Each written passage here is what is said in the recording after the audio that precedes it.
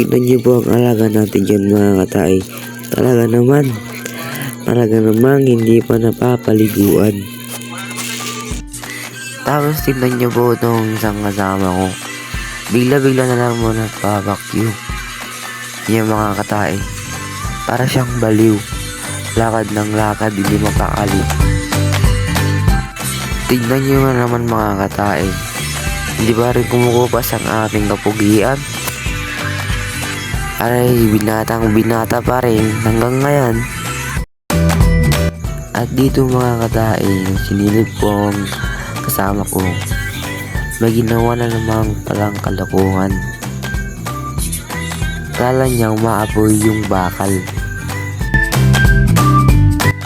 At dito po nagtatapos ang ating magbibideo mga katay. Bye-bye!